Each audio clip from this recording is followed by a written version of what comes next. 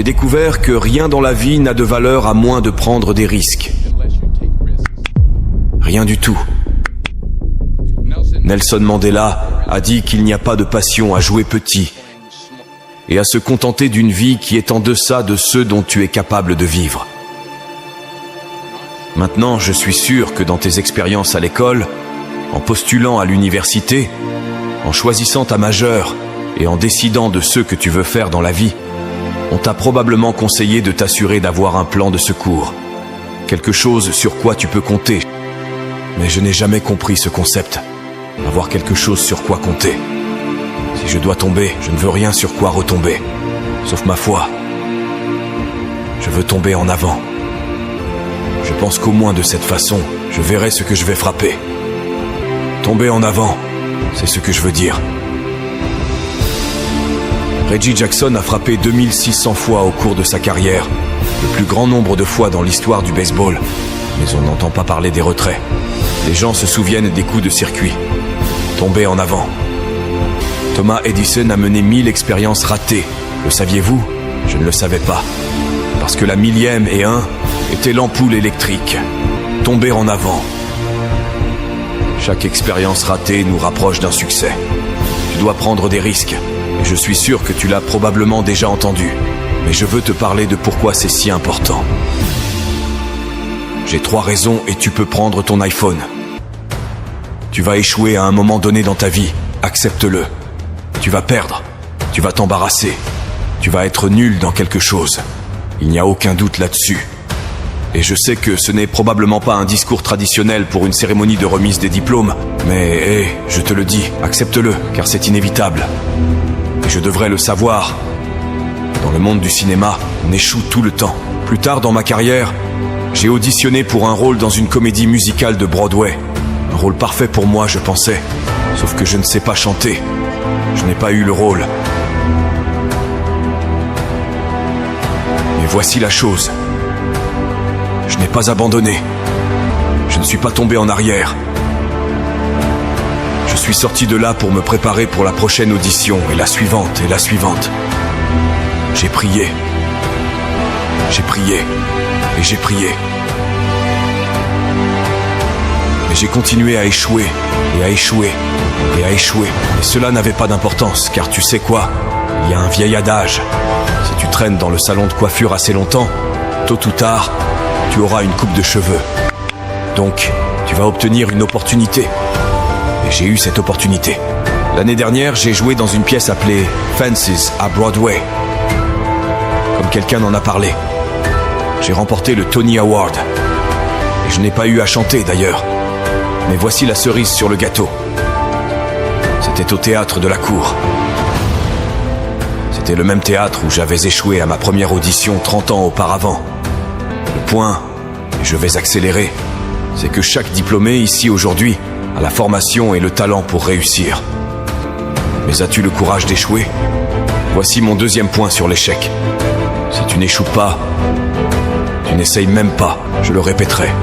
Si tu n'échoues pas, tu n'essayes même pas. Ma femme m'a dit cette excellente expression. Pour obtenir quelque chose que tu n'as jamais eu, tu dois faire quelque chose que tu n'as jamais fait. Les Brown, le conférencier motivant, a fait une analogie à ce sujet. Imagine que tu es sur ton lit de mort et autour de ton lit de mort se tiennent les fantômes représentant ton potentiel inaccompli. Le fantôme des idées que tu n'as jamais mises en pratique. Le fantôme des talents que tu n'as pas utilisés. Et ils se tiennent autour de ton lit en colère, déçus et contrariés. Ils disent que nous sommes venus à toi parce que tu aurais pu nous donner vie, disent-ils. Et maintenant, nous devons aller ensemble à la tombe. Alors je te demande aujourd'hui, combien de fantômes seront autour de ton lit quand ton heure viendra? Tu as investi beaucoup dans ton éducation et les gens ont investi en toi. Et laisse-moi te dire, le monde a besoin de tes talents et cela plus que jamais. Je reviens, tu dois donner tout ce que tu as. Que ce soit ton temps, ton talent, tes prières ou tes trésors. La question est celle-ci. Que feras-tu avec ce que tu as? Je ne parle pas de combien tu as. Certains d'entre vous sont des majors en commerce. D'autres sont des théologiens, des infirmières, des sociologues. Certains d'entre vous ont de l'argent, d'autres ont de la patience, de la gentillesse, de l'amour. Certains d'entre vous ont le don de supporter longtemps. Peu importe ce que c'est, quel que soit ton don, que feras-tu avec ce que tu as? Bon, maintenant voici mon dernier point sur l'échec. Parfois, L'échec est la meilleure façon de comprendre où tu vas. Ta vie ne suivra jamais un chemin droit. J'ai commencé à l'université Fordham en tant qu'étudiant en pré-médecine. J'ai suivi un cours appelé morphogenèse cardiaque. Je ne pouvais pas le lire, je ne pouvais pas le dire, je ne pouvais certainement pas le réussir. Alors j'ai décidé de passer en pré-droit, puis en journalisme, et sans orientation académique, mes notes ont pris leur propre direction. J'avais une moyenne de 1,8 un semestre. Et l'université m'a très poliment suggéré qu'il serait peut-être préférable de prendre un peu de temps libre. J'avais 20 ans. J'étais au plus bas. Puis un jour, je me souviens de la date exacte, le 27 mars 1975, j'aidais ma mère dans son salon de beauté. Ma mère possédait un salon de beauté à Mont-Vernon, et il y avait cette vieille femme considérée comme l'une des aînées de la ville. Je ne la connaissais pas personnellement, je me regardais dans le miroir, et à chaque fois que je regardais dans le miroir, je pouvais la voir derrière moi. Elle me fixait, continuait de me regarder. Chaque fois que je la regardais, elle me lançait ses regards étranges. Alors elle a finalement retiré le séchoir de sa tête. Elle a dit quelque chose que je n'oublierai jamais. Tout d'abord, elle a dit « Quelqu'un me donne une feuille de papier ». Elle a dit « Jeune garçon, j'ai une prophétie. Une prophétie spirituelle. Elle a dit que tu vas parcourir le monde et parler à des millions de personnes. » Maintenant, garde à l'esprit que j'avais 20 ans. J'avais abandonné l'école. En fait, sage, je pensais peut-être qu'elle avait quelque chose dans sa boule de cristal à propos de moi retournant à l'école à l'automne prochain. Mais peut-être qu'elle avait vu juste, car plus tard cet été-là, tout en travaillant comme conseiller au camp YMCA dans le Connecticut, nous avons organisé un spectacle de talent pour les campeurs. Et après le spectacle, un autre conseiller est venu me voir et m'a demandé si j'avais déjà pensé à jouer. Tu es doué pour ça. Alors quand je suis revenu à Fordham cet automne-là, je suis entré et j'ai changé ma majeure une fois de plus pour la dernière fois. Et dans les années qui ont suivi, tout comme cette femme l'avait prophétisé, j'ai parcouru le monde et j'ai parlé à des millions de personnes à travers mes films. Des millions qui, jusqu'à ce jour, ne pouvaient pas me voir. Et jusqu'à ce jour, je ne pouvais pas les voir. Je ne pouvais pas voir le vrai moi. Mais je te vois aujourd'hui. Et je suis encouragé par ce que je vois. Et je suis renforcé par ce que je vois. Et j'aime ce que je vois. Parce que prendre des risques ne concerne pas seulement la recherche d'un emploi. Cela concerne aussi le fait de savoir ce que tu sais et ce que tu ne sais pas. Cela concerne le fait d'être ouvert aux gens et aux idées. Dans le film, le personnage que je joue commence à faire de petits pas, de petits risques. Très, très lentement. Il commence à surmonter ses peurs.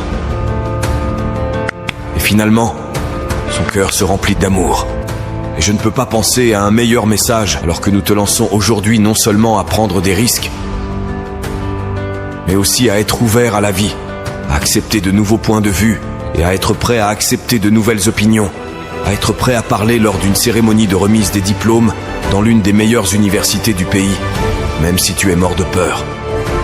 Bien que cela puisse être effrayant, cela sera également gratifiant car les risques que tu prends, les personnes que tu rencontres, les personnes que tu aimes, la foi que tu as, voilà ce qui va te définir.